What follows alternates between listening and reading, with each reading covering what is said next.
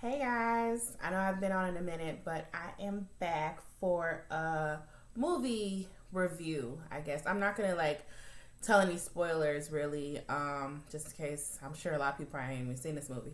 But this is on the movie Spell by not by starring Amari Hardick and Loretta Devine. So y'all, I just want to come on here and say my 2 cents about this movie. It was interesting, I guess. So the whole premise of the movie is Amari Hardick's character's father passes away, and he's got to go back home and I guess settle his affairs or whatnot. So that's pretty much what happened.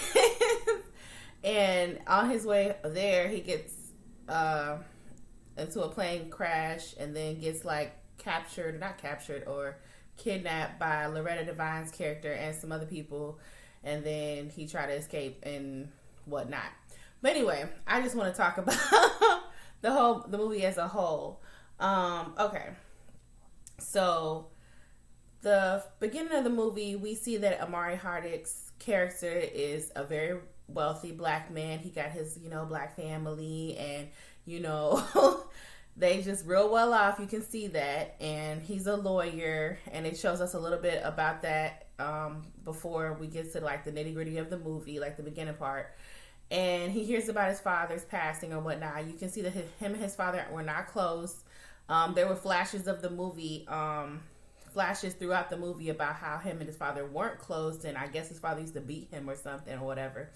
It was traumatic or whatever, being with his father. So he hasn't even been home to where he's from in 20 or plus or so years. I guess once he went to college or whatever, he just left and never looked back. So he hasn't seen his father in this whole time, and now he's hearing of his passing, and now he got to go settle his affairs. So when they're doing that, you can see his kids are real privileged, and they used to the finer things or whatnot, because to the point where he flies them in his private little aeroplane to the where he's from, somewhere in the Appalachian Mountains. And sorry y'all, let me look. Y'all, somewhere in the Appalachian Mountains. But anyway, so yeah, they flying out there, and then they stop for gas or whatnot when they were kind of close before they get to the actual mountain area. And they go to this gas station to refill and take a break or whatnot. And it was a very foreboding little moment or whatnot. And they're like, "Oh, you going over there, over to that side?" And everybody's like, "Oh, okay." And it's the couple people they encountered were just, you could tell that the area he's going to is people are, "Oh, we people don't go over to that area." So just a foreboding moment. So yeah. The characters in them or whatever, because he has a son and a daughter and his wife, they get back in the plane, and then they even get stopped by the police, a police sheriff or officer or whatnot. And say, "Oh, we don't really get much aircraft and stuff coming through here," and blah blah blah. But he was like, "Yeah, but I got my papers and it's legal to come out here, blah blah blah." So yeah, but you don't just normally see people flying around and shit, landing in places, and then come to say black people coming and landing in a plane and all that stuff. So whatever. So we see that. So they get back in the plane, and he "Well, we almost to where we supposed to be going. Let's go." He's like, "Let's get out there," because there was a storm that's supposed to be coming. So he was like, "We'll be fine though," because apparently he's a very accomplished pilot. So they're going in the plane and they're flying or whatnot, and lo and behold, of course, the storm kicks off. And then they get into a crash, and then it blacks out. That's all we see. They get into a crash. Then he wakes up in some attic, and that's in somebody's farmhouse or whatnot, and that's Loretta Devine's character's home with her husband, and they got some silent, big, swole Debo looking dude too, who resides with them. It was never made clear who the man was. I guess he's just man they took in, because it didn't seem like he was a son or nothing. But during that time, when he wakes up and he sees where he is, he's panicked, where's my family, blah blah blah. They tell him "Look, we don't know where your family at, but we found you and your plane had crashed and we brought you here. He's like, well, can you get me to a hospital? Blah, blah, blah. I'll pay for it, whatever. She's like, hospital? Ain't no hospital for miles and miles or whatever. He's like, let me get to a phone. Like, oh, ain't no phones here, blah, blah, blah. So they just keep telling him, ain't no way to communicate and ain't no way to get out of there. So anyway, y'all, as that's going on, he's starting to see like they didn't really rescue him. They kind of seems more like they captured him or whatnot, and they're keeping him there against his will. And as he's there, he finds, like, she starts saying like how she's into like hoodoo stuff and like the boogity and all that stuff. I don't know if y'all aware of that, like, that like it's known in the Appalachian Mountains, like that type of, I don't want to say witchcraft or something like that. And then she kept making references like, oh, not everybody has, all fancy things and doctors and stuff, and we got to rely on other things out here and where we from. So she was kind of always saying like, oh, I know you're used to all these finer things. She's like, but you're from here and everything or whatnot. Because he's like, yeah, I was from my family. She's like, yeah, that blood runs through you and all this other stuff. And she was saying all that. So, okay, y'all, I'll just get to it. As he's there, he realized he's more of a prisoner there than being helped. She is kind of helping him like get well or whatnot, and kind of. That's what it seems like, but as time progresses, it shows that she's not really trying to help him. She's trying to set him up to do some type of weird hoodoo witchcraft on him type stuff. So he's trying to, he finds out all this stuff and is trying to escape and shit.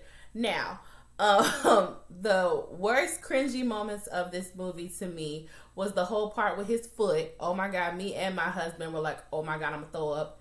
That's gross. And his whole foot injury. That was fucked up, and that happened while he was got injured or whatnot. His foot injury and the part with the hand. I'm just gonna say the part with the hand, that was gross.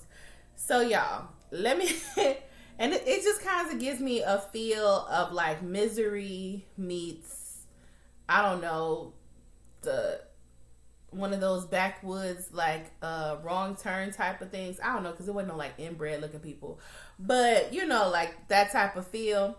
Now this movie just gave me like Amari Hardwick, like ghost character just got kidnapped, because he very much was still giving me that vibe and that type of acting, like it was just Ghost and Ghost had another family and he got kidnapped or whatnot, and he trying to get out because he still had all these like super strengths, like where he could hop across like from a barn to the top of a roof or something like that. Like, can't nobody naturally just do that. I mean, I guess if you in shape, but ain't nobody like who's injured and shit have injuries from a plane crash, like hop from here to here and run back here and do all this stuff. But y'all, it was just, this movie was kind of like, what the hell is going on? I felt like it didn't like all come together, right? Because there was always the talk of his father, and how, that's where he's from or whatnot. So I thought that maybe these people knew his father, or they were like in cahoots with his father as to why they would capture him and hold him against his will like that. But like none of that ever even came to play.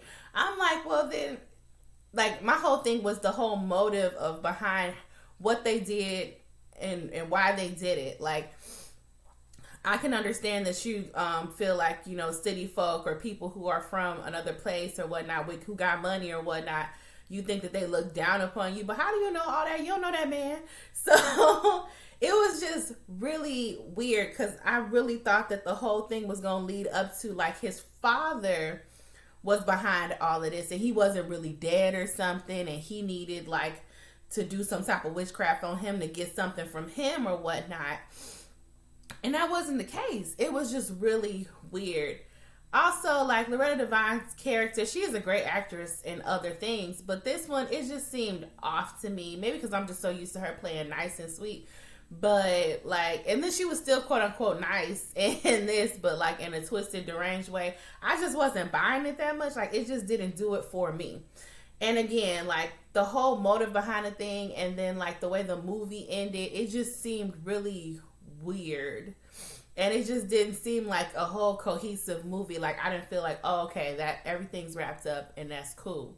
It didn't seem like that to me. If any of y'all watch this movie or watch this movie after this, let me know how y'all feel about it, because I was just kind of thrown off. I thought this was going to be like something other than what it was. I just feel like there should have been more to it. Like, if they were talking about his father so much, I thought that he was definitely going to come to play more than just a reference, and throughout the whole movie. And maybe we would have saw the father at some point. Did he ever get to the father's funeral? Like, I don't know. It just seemed like, okay, why are these people doing? Of course, yes, people do a lot of things for no reason, but it just seemed kind of off to me as to why it was all happening and whatnot. And then I'm like, and if that was the case, why even mention his father so much, and the fact that his father, practiced all that stuff and everything, like, as well as like those people did, because it didn't seem like she knew his father. So I was like, what is the point? My whole thing of this movie was like, okay, what's the point? What's the backstory? Like, are we gonna see something else? Like, it just didn't all come together for me. So as far as the whole movie as a whole, it was some like interesting parts of it, and I was like, oh, but overall, it just didn't make a whole lot of sense. And y'all, I know it's a horror movie and all that. Well, horror wasn't really scary. It was kind of creepy, but most scary movies ain't scary like that anyway. But I just felt like I needed some more, especially from the people who I saw was in the movie. I don't know if a lot of the parts of the movie that made more sense got just left on the cutting room floor and they just didn't have time to put everything in, and we just had to jump to this, to this, to that. But I'm like, it just didn't make a whole lot of sense to me. And then another part of it was the dude that lives with them. They were talking to Amari later found a picture of homeboy from like 18 something. I'm like, is he like super old? And like he just been, getting reincarnated or something? Like, was he just, or he doing witchcraft to stay alive for a long time? Like, it was a lot of stuff that was just like, okay, so why are y'all telling us this? Or like, as the audience, like, okay, why are you saying this? What's going on here? It's like, usually when I watch a movie, or usually in movies, you're like, okay, they're telling us this for a reason, or they're telling us this because it's gonna make sense for this later. Like, there's a part in the beginning of the movie when Amari Hardick ended up picking a lock to get his wife out of one of their rooms in their house or whatnot. I'm like, okay, so he good at picking locks.